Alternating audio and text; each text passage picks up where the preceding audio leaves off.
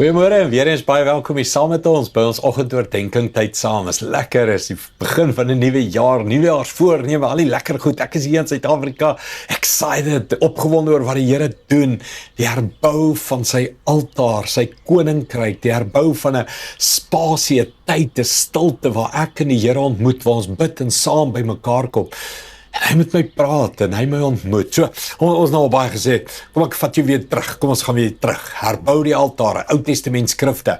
Een van die groot herbouers was in Esdra gewees. Kom ek gaan lees vir jou, Esdra 3, vanaf vers 2 tot 3. Hy sê, Yeshua, natuurlik 'n beeld van Jesus eendag, seun van Josadak, en sy medepriester, as ook Serubabel, seun van Seletiel, en sy familie, het toe die altaar van die God van Israel begin herbou. Hulle wou offers daarop bring, soos die wet van Moses, die man van God, voorgeskryf het. Hoewel hulle bang was vir die plaaslike inwoners, het hulle die altaar weer op sy oorspronklike plek herbou. Hulle het dadelik vir die Here brandoffers op die altaar begin offer. Hulle het dit elke oggend en aand gedoen. Kan ek sê, hierdie skriffie som vir my alles op wat ek wil sê? Ja, ons het vrees, mense, ja, ons het bekommernis, finansies, werk, ons het vrees in Suid-Afrika, die kriminele faktor en die politiek en die chaos, en ja, ons het al daai goed. Ons herbou die altaar.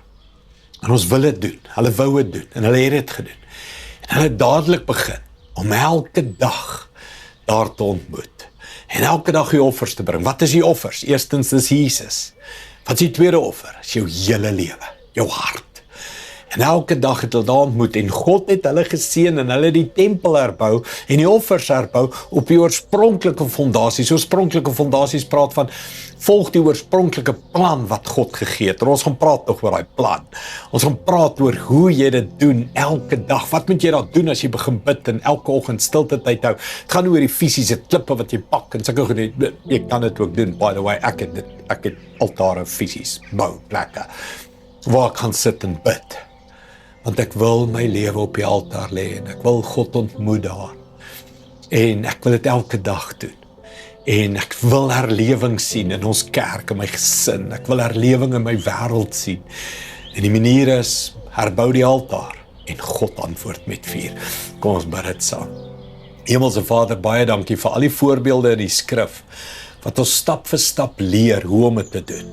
Vandag leer ons die beginsel van moenie bang wees nie. Moenie vrees vir wat mense gaan sê. Moenie vrees vir wat man of vrou of ouers of kinders of iemand gaan sê.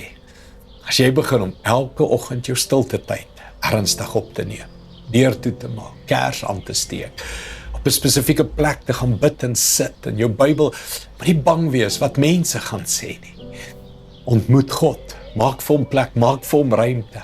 Ontmoet Jesus op die altaar. Plaas jouself op die altaar. En herbou dit. Dankie daarvoor, Here. Leer ons stap vir stap hoe om dit te doen. Dis my gebed vandag in Jesus naam. Amen. Dankie liewe vriende. Sien jou weer môre. Trots geborg deur Evergreen Turf.